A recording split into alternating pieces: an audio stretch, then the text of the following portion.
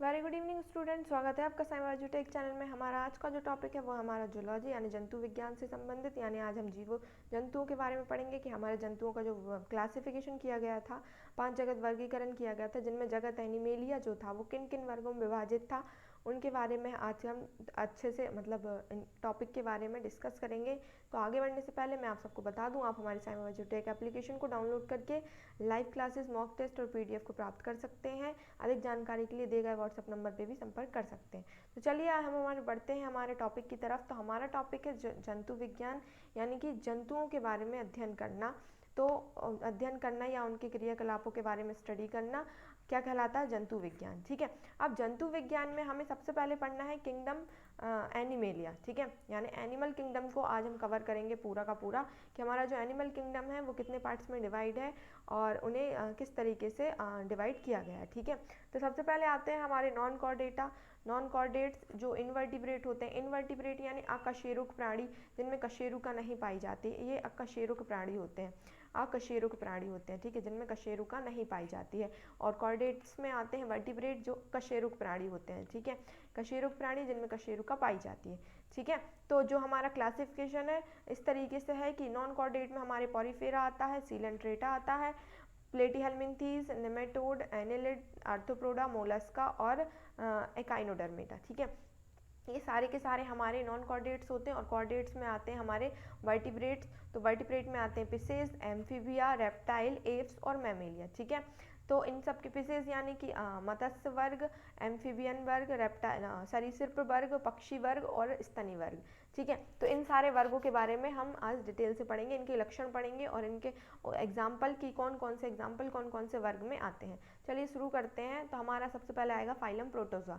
तो ये जंतु अत्यंत सूक्ष्म होते हैं, यानी कि बहुत ही ज़्यादा सूक्ष्म होते हैं। इन्हें हम सिर्फ माइक्रोस्कोप की मदद से देख सकते हैं। ठीक है, इनका जो आकार होता है 0.001 mm से 5.0 mm तक होता है। ये यूनिसेलुलर होते हैं। ठीक है, यूनिसेलुलर यानी एक कोशिकीय होते हैं। ये स्वतंत्र जीवी भी होते हैं, ये सहजीवी यानी सिम्बायोटिक होते हैं, कमेंसल होते हैं, पैरासाइट्स होते हैं। इनके शरीर का जो प्रोटोप्लाज्म होता है, प्रोटोप्लाज्म आप जानते क्या होते हैं?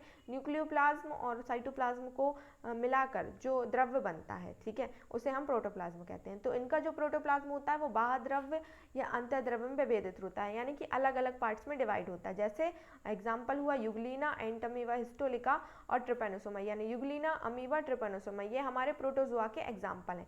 ठीक है, क्लियर हो गया। इसके बाद प्रोटोजोआ ऐसे प्राणियों का संघ होता है जिसके प्राणी सभी एक कोशिक होते हैं, जो मैंने अभी आपको बताया एक कोशिकी। इनकी जो मार्फोलॉजी होती है, आकारिकी जो होती है, वो इनके जो इस संघ के जो प्राणी होते हैं उसमें कोशिका पूर्ण होती है, यानी कि जो कोशिका होती है वो यूकैरियोटिक कोशिका होती है। ठीक है, जो कोशिका होती है वो यूकैरियोटिक सेल होती है, क्योंकि हमें पता है कि प्रोकैरियोटिक सेल जो होती है वो अपूर्ण विकसित यानी पूर्ण विकसित नहीं होती है, और जो जो यूकैरियोटिक सेल होती है वो पूर्ण विकसित सेल होती है। और ये पूर्ण विकसित होती है तो ये रिप्रोडक्शन भी कर सकती है, यानी जनन भी कर सकती है, पाचन भी करती है, डाइजेशन भी करती है, श्वसन रेस्पिरेशन भी करती है और एक्सक्रेशन भी करती है, यानी उत्सर्जन भी करती है। प्रोटोजोआ बहुत ही ज़्यादा सूक्ष्म होते हैं, जिन्हें हम नेक्ड आइज से यानी कि नग्न आंखों से नहीं देख सकते, इन्हें हम माइक्रोस्कोप की मदद से ही देख सकते हैं। ठीक है, तो ये हमारे प्रोटोजोआ थे। इसके बाद आते हैं हम पॉरीफेरा पे। तो पॉरीफेरा ग्रीक भाषा के दो शब्दों से मिलकर बना हुआ है, पोरोस यानी कि पोर मीन्स छिद्र होते हैं, और बियर यानी कि धारक यानी कि लेने वाले, छिद्र धारक, जिसका अर्थ होता है छिद्र धारक, यानी कि इन जंतुओं के शरीर में बहुत छोटे छोटे छिद्र पाए जाते हैं। ठीक है, तो पॉरीफेरा शब्द का प्रयोग सर्वप्रथम रॉबर्ट ग्रांट ने 1825 ईस्वी में किया था, याद रखें आप। और इस संघ में आने वाले जंतुओं को हम स्पॉन्ज कहते हैं। ठीक है, स्पॉन्ज या स्पंज कहते हैं। ठीक है, स्पंज मीन्स जो बहुत ज़्यादा हल्के होते हैं और उनके शरीर में बहुत सारे छोटे छोटे छिद्र पाए जाते हैं, तो वो स्पॉन्ज होते हैं, और वो सारे के सारे हमारे फाइलम यानी संघ पॉरीफेरा में आते हैं, के अंतर्गत आते हैं। ठीक है, तो पॉरीफेरा के अंतर्गत आने के बाद पॉरीफेरा संघ के जो लक्षण होते हैं ये क्या होते हैं कि हमने जो ऊपर पढ़ा प्रोटोजोआ वो एक कोशिकीय होते हैं, और पॉरीफेरा जो होते हैं वो बहुकोशिकीय होते हैं, यानी मल्टी सेलुलर होते हैं, परंतु इनकी जो कोशिकाएं होती हैं ये मल्टी सेलुलर होते हैं, लेकिन इनकी जो सेल्स होती हैं वो टिश्यू का निर्माण नहीं करती हैं, वो टिश्यू नहीं बनाती हैं, ठीक है, ऊतकों का निर्माण नहीं करती हैं। इस शरीर पर असंगठित क्षेत्र पाए जाते हैं, यानी कि अलग अलग प्रकार के क्षेत्र पाए जाते हैं। शरीर में एक कैविटी गुहा होती है जिसको हम स्पॉन्ज गुहा कहते हैं, ठीक है, जिसको स्पॉन्ज कैविटी कहते हैं, ठीक, स्पॉन्ज गुहा कहते हैं। जैसे स्पंज मायोनीज, ठीक है, साइकस है ये, ओके, ये साइकस है, उदाहरण साइकस, मायोनीज और स्पंज, ठीक है। इसके बाद नेक्स्ट आते हैं सीलेंट्रेटा पे। तो जो हमारा सीलेंट्रेटा है उसमें क्या होता है कि इनको ना भोजन के इनके जो मुख के पास में ना बहुत सारे छोटे छोटे छोटे छोटे हेयर्स पाए जाते हैं या आर्म्स पाई जाती है जिसकी मदद से ये अपने भोजन को पकड़ सकें, ठीक है। तो ये हमारा संघ सीलेंट्रेटा होता है। सीलेंट्रेटा के जो लक्षण होते हैं ये जलीय होते हैं, दो स्तरीय होते हैं, मुख के चारों ओर कुछ धागे की संरचनाएं पाई जाती हैं, ठीक है, जो आर्म्स होती हैं, भोजन आदि को, जो भोजन को पकड़ने में मदद करती है। उदाहरण होगा हाइड्रा और जेलीफिश, देखी होगी आपने, और एनीमोन, ठीक है। फिर इसके बाद आते हैं हम प्लेटीहेल्मिन्थीज। तो प्लेटीहेल्मिन्थीज जो होता है वो 3 पार्ट्स में डिवाइड होता है, ठीक है, 3 भागों में, 3 स्तरीय इसका शरीर होता है। प्लेटीहेल्मिन्थीज जो होता है वो 3 स्तरीय होता है। इसमें पाचन तंत्र विकसित नहीं होता है, यानी डाइजेशन सिस्टम नहीं होता है। उत्सर्जन कोशिकाओं द्वारा होता है। कंकाल श्वसन अंग परिवहन अंग नहीं होते हैं, यानी कि इसमें ना कंकाल होता है, ना श्वसन तंत्र होता है, ना परिवहन तंत्र होता है, ये सारे के सारे अंग नहीं होते हैं। ये उभयलिंगी जंतु है। उभयलिंगी यानी कि एक लिंगी दो लिंगी दोनों प्रकार का जंतु है। उदाहरण इसके प्लेनेरिया हो और लीवर फ्लूक होते हैं, ठीक है। तो ये प्लेटीहेल्मिन्थीज था हमारा फाइलम प्लेटीहेल्मिन्थीज। अब प्लेटीहेल्मिन्थीज के बाद में आते हैं एस्केल्मिन्थीज। तो एस्केल्मिन्थीज में क्या होता है कि इसके जो जंतु होते हैं बहुत ज़्यादा पतले होते हैं और बेलनाकार होते हैं, ठीक है, और ये लंबे होते हैं, बेलनाकार होते हैं और अखंडित क्रम में होते हैं, यानी कि इनमें खंड नहीं होता, ये सिर्फ बेलनाकार टाइप के होते हैं और लंबे होते हैं। जैसे एग्जाम्पल हमारा एस्केरिस है जिसको गोलक्रमी कहते हैं, ठीक है, एस्केरिस है, गोलक्रमी है, थ्रेड वर्म है। तो इसका शरीर सर्वसम्मित त्रिस्तरीय होता है, यानी 3 स्तर का होता है। आहार नाल स्पष्ट होती है, इसमें आहार नाल भी होती है, यानी खाने के लिए जो उसको आहार नाल होती है, एलिमेंट्री कैनाल होती है, ठीक है। एलिमेंट्री कैनाल जो होती है वह स्पष्ट रूप से होती है, जिसमें मुख और गुदा दोनों होते हैं, यानी कि माउथ और एनस दोनों होते हैं। परिवहन के लिए श्वसन अंग नहीं होते हैं, ये श्वसन अंग नहीं, परंतु तंत्रिका तंत्र विकसित होता है। ये एक लिंगी होते हैं, ठीक है, इनमें ये 2 लिंगी नहीं होते, इन्हें रिप्रोडक्शन करने के लिए मेल फीमेल की ज़रूरत होती है। एग्जाम्पल गोलक्रमी, एस्केरिस और थ्रेड वर्म होता है, ठीक है। अब इसके बाद नेक्स्ट आते हैं कि एनेलिडा। अब एनेलिडा संघ हमारा जो है, इसके जो ये एग्जाम्पल्स ये आप लोगों ने देखे होंगे, जैसे कि ये। अब एनेलिडा में कौन कौन से लक्षण होते हैं, तो इनका शरीर लंबा, पतला, सर्वसम्मित व खंड में बटा हुआ होता है, ठीक है। आहार नाल पूर्णतः विकसित होती है, स्वतंत्र होती है। उदर लाल होता है, तंत्रिका तंत्र साधारण होता है, उत्सर्जन दोनों रूपों में होता है, और एक लिंगी एवं उनकी दोनों प्रकार के होते हैं। ये एक लिंगी और 2 लिंगी दोनों प्रकार के होते हैं, और इनका शरीर खंड में बटा हुआ होता है। खंड मीन्स जैसे आप लोगों ने कुछ केचुआ देखा, उदाहरण इसका केचुआ हुआ। केचुआ जैसे कि हमारा जो केचुआ होता है, इसमें ना बहुत सारे छोटे छोटे छोटे छोटे ऐसे खंड होते हैं, इस खंडों से मिलकर हमारा केचुआ बना हुआ होता है, ठीक है। तो ये हमारा संघ एनेलिडा हो गया। अब एनेलिडा के बाद में आते हैं ऑर्थोपोडा। तो ऑर्थोपोडा जो होता है हमारा, ऑर्थोपोडा में हमारा झींगा मछली आती है और ये मोती वगैरह। तो ऑर्थोपोडा में क्या होता है कि इसके जो लक्षण होते हैं, इसके भी शरीर 3 भागों में विभक्त होते हैं। रुधिर परिसंचरण तंत्र खुले प्रकार का होता है। हमारा जो परिसंचरण तंत्र होता है वो 2 प्रकार का होता है, एक खुला और एक बंद, ठीक है, खुला और बंद। तो जो हमारा आर्थ्रोपोडा संघी के जो जंतु होते हैं उनमें जो रुधिर परिसंचरण होता है वो खुले प्रकार का होता है। ट्रेकिया, गिल्स आदि श्वसन अंग होते हैं, यानी कि गिल्स और ट्रेकिया से ये सांस लेते हैं। ये एक लिंगी होते हैं और इनका जो निषेचन होता है, रिप्रोडक्शन होता है, वो शरीर के अंदर ही होता है। इनके जो एग्जाम्पल होते हैं वो तिलचट्टा, झींगा मछली, केकड़ा, खटमल, मक्खी, मच्छर और मधुमक्खी होता है, ठीक है। अब ऑर्थोपोडा के बाद में आते हैं इकाइनोडर्मेटा। तो इकाइनोडर्मेटा क्या होता है कि इस संघ के सभी जंतु समुद्री होते हैं, जैसे कि एग्जाम्पल में स्टारफिश, ठीक है। तो स्टारफिश ये जल संवहन तंत्र, इसमें जल संवहन तंत्र पाया जाता है और तंत्रिका तंत्र में मस्तिष्क विकसित नहीं होता है, यानी जो स्टारफिश होती है उसमें मस्तिष्क, उसके पास ब्रेन नहीं होता है, ठीक है, ये होता है। और यहाँ से इसका जो खाना होता है यहाँ इस एनस के थ्रू बाहर कर दिया जाता है, ठीक है। तो नेक्स्ट आते हैं हम कि ये तो हमारा इकाइनोडर्मेटा था। इकाइनोडर्मेटा के बाद आते हैं हम मोलस्का, संघ मोलस्का। हमारा जो मोलस्का है वो क्या करता है, मतलब उस संघ के जो लक्षण होते हैं वो क्या होते हैं। तो ये भी तीन भागों में विभक्त होते हैं, ठीक है। इनमें कवच सदैव उपस्थित रहता है, यानी कि जितने भी मोलस्का संघ के जीव होंगे उनके ऊपर कवच पाया जाएगा, ठीक है। तो जो कवच वाले जितने भी जंतु होंगे वो मोलस्का में आएंगे, ठीक है। तो जैसे क्या होता है कि ये कवच इनके शरीर पर इसलिए पाए जाते हैं क्योंकि ये अपने दूसरे जंतुओं से अपने शरीर की सुरक्षा कर सके। इसमें आहार नाल जो होता है वो पूर्ण विकसित होता है। इसमें ब्लड जो होता है, रक्त जो होता है, इनका रक्त रंगहीन होता है, ठीक है। और जैसे सीपी आपने देखा होगा एग्जाम्पल में, उदाहरण है इसका सीपी। ये आप लोगों को ये इसके एग्जाम्पल्स हैं, ठीक है। तो ये हमारा मोलस्का था। अब मोलस्का के बाद में आते हैं कि कॉर्डेटा। ये तो हमारे सारे जितने भी हमने पढ़े वो नॉन कॉर्डेट से। अब हम आएंगे कॉर्डेट पे।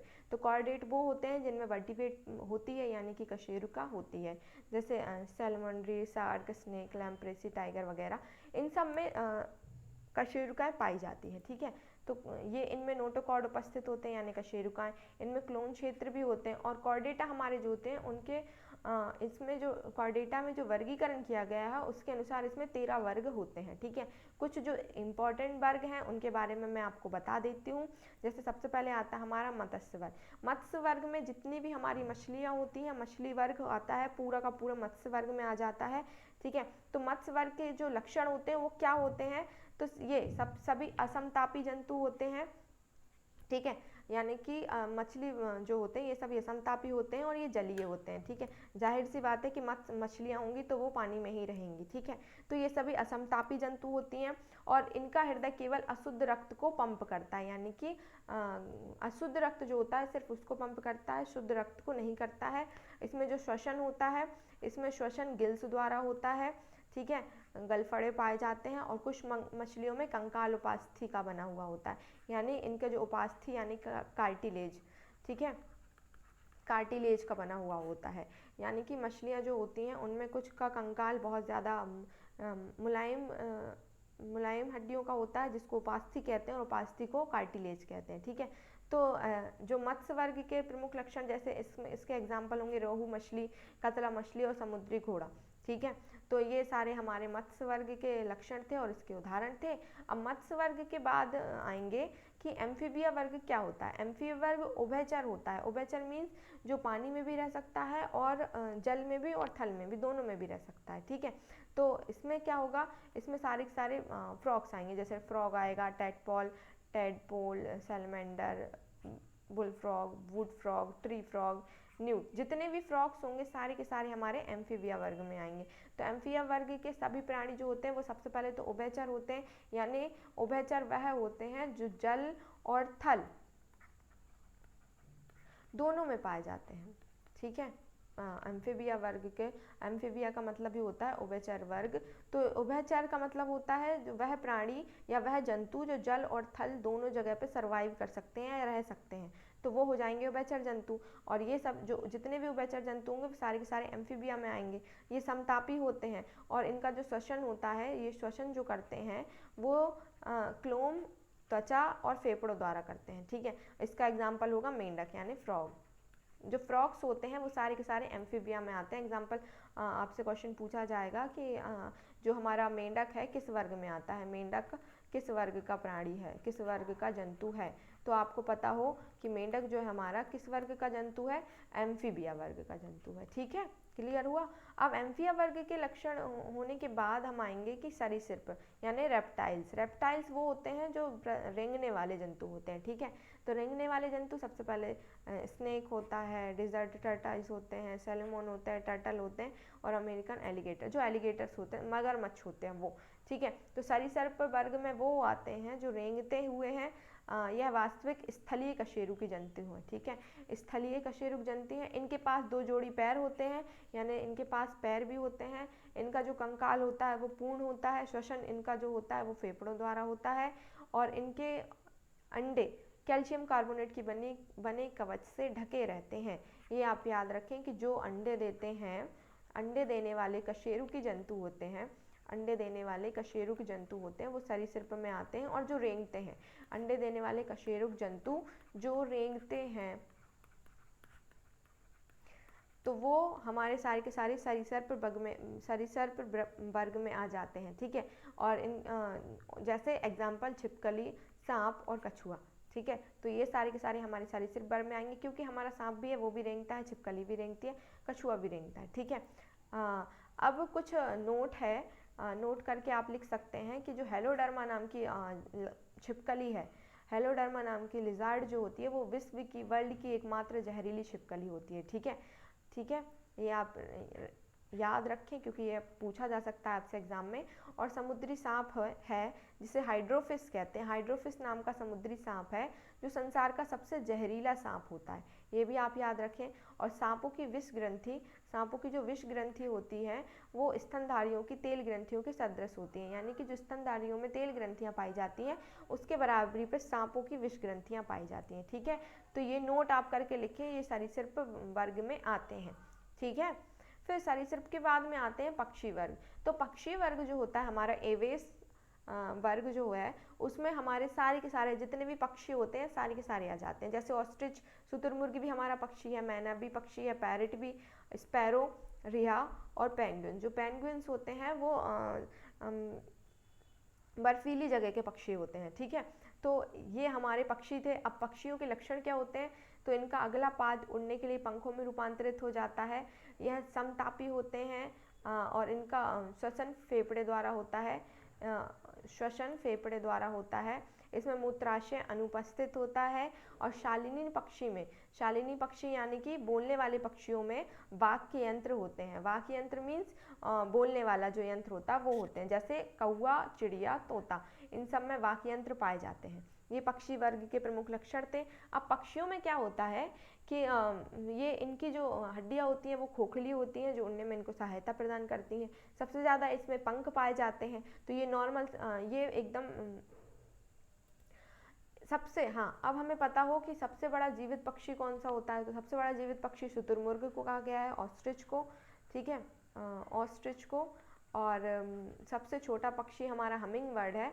और एक जो मैंने क्लास ली थी आपकी, शायद इसके पहले जो टॉपिक मैंने आपको पढ़ाए थे उस टॉपिक में मैंने आपको बताया था कि जो आर्कियोप्टेरिक्स होता है वो सरीसृप और पक्षियों, यानी पक्षियों और सरीसृप के बीच की कड़ी माना गया है। क्योंकि जो हमारा आर्कियोप्टेरिक्स है वो हमें जीवित जीवाश्म मिले थे और उस जीवाश्म से हमें पता चला है कि आर्कियोप्टेरिक्स जो है उसमें सरीसृप के लक्षण भी पाए जाते हैं और पक्षियों के लक्षण भी। यानी कि आर्कियोप्टेरिक्स जो है उसमें पक्षियों जैसे पंख होते हैं उड़ने के लिए और सरीसृपों जैसे कशेरुकाएं पाई जाती हैं।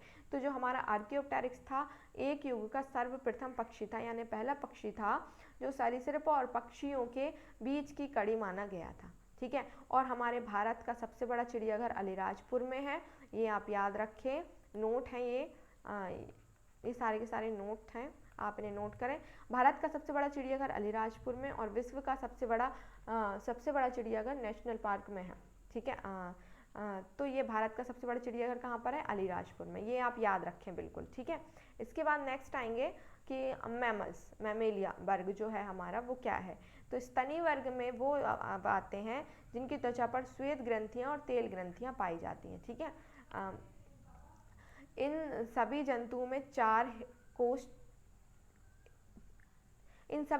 के हृदय में 4 कोष्ठ पाए जाते हैं। ठीक है, और इनमें दांत जो होते हैं जीवन में 2 बार निकलते हैं। ठीक है, इनमें जो दांत निकलते हैं जैसे कि मनुष्य हो गए, मनुष्य मैमल्स में आते हैं, तो मनुष्य के जो दांत होते हैं वो जीवन में 2 बार निकलते हैं। एक बचपन में निकलते हैं और एक फिर थोड़े बड़े होने पर निकलते हैं, 7 से या 10 साल की एज के बाद निकलते हैं। ठीक है, तो इनमें जो स्तनी वर्ग के जितने भी जंतु होते हैं इनमें क्या होता है कि इनके जो दांत होते हैं वो जीवन में 2 बार निकलते हैं और इनके जो लाल रुधिर अणु होते हैं यानी कि RBC होते हैं, उनमें केंद्रक नहीं होता है, यानी कि न्यूक्लियस नहीं पाया जाता है। ठीक है, तो ये हमारे स्तनी वर्ग थे। लेकिन स्तनी वर्ग हमारे जो हैं उसको भी हम 3 वर्गों में डिवाइड करते हैं।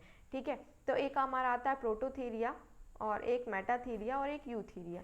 तो प्रोटोथीरिया वो होते हैं जो अंडे देते हैं। ठीक है, अब स्तनी वर्ग में हमारे स्तनी वर्ग जो होते हैं मैमल्स में भी 3 प्रकार के वर्गों में बांटे हैं। जो प्रोटोथीरिया होते हैं वो क्या काम करते हैं, वो एग देते हैं, अंडे देते हैं। तो अंडे देने वालों को हम क्या कहेंगे, प्रोटोथीरिया। प्रोटोथीरिया और जो अपरिपक्व बच्चों को जन्म देते हैं जो मार्सुपियल नामक थैली में विकसित होने तक रहते हैं, जैसे कि कंगारू। आप लोगों ने कंगारू देखा होगा, उसके पेट में एक छोटी सी थैली बनी हुई होती है जिसमें उस कंगारू का बच्चा अंदर बहुत दिनों तक रहता है। तो वो क्या होता है कि जो कंगारू रहता है वो अपने बच्चे को अपरिपक्वता में जन्म देती है, यानी कि वो पूरी तरीके से मैच्योर नहीं हुआ होता है और वो उसे जन्म दे देती है। तो वो मार्सुपियल नामक थैली में उसको रखती है जब तक कि वो दौड़ने या चलने लायक नहीं हो जाता है। तो ये मेटाथीरिया कहलाते हैं, इनको हम मेटाथीरिया कहेंगे। ठीक है, और यूथीरिया जो होते हैं वो पूर्ण विकसित शिशु को जन्म देते हैं, जैसे हमारे मनुष्य होते हैं। ठीक है, तो यूथीरिया, हम मनुष्य किस में आते हैं, यूथीरिया में। एग्जाम्पल, आप लोगों से क्वेश्चन पूछा जाएगा कि जो हमारा कंगारू है वो उसके अंदर, मतलब जो कंगारू के अंदर, कंगारू के शरीर पर जो थैली होती है उसका नाम क्या है, तो आप लोगों को पता हो कि मार्सुपियल थैली होती है। ठीक है, और अगर कंगारू मार्सुपियल थैली में अपने बच्चों को रखता है तो वो स्तनी वर्ग के कौन से वर्ग में आता है, प्रोटोथीरिया, मेटाथीरिया, यूथीरिया। तो आपको पता हो कि ये मेटाथीरिया में आता है। ठीक है, तो आज की हमारी जो क्लास थी वो सिर्फ इतनी ही थी। हमारे हमने जो एनिमल फाइनम एनिमेलिया को हमने डिस्क्राइब किया है, मतलब उसके जितने भी वर्ग हैं उन वर्गों को हमने बांटा है और उन वर्गों के लक्षणों के बारे में बताया है, उसके एग्जाम्पल्स भी बताए हैं। तो हमारा जो ये जंतु विज्ञान का जो टॉपिक था वो यहीं पे ख़त्म होता है। कल कल का हमारा जो टॉपिक होगा वो हमारा होगा जंतु ऊतक। ठीक है, यानी कि एनिमल टिश्यू। तो एनिमल टिश्यू होगा और रक्त होगा, यानी कि ब्लड के बारे में हम पूरी क्लास को डिस्कस करेंगे। ठीक है, तो आज की हमारी क्लास यहीं ख़त्म होती है। थैंक यू, धन्यवाद।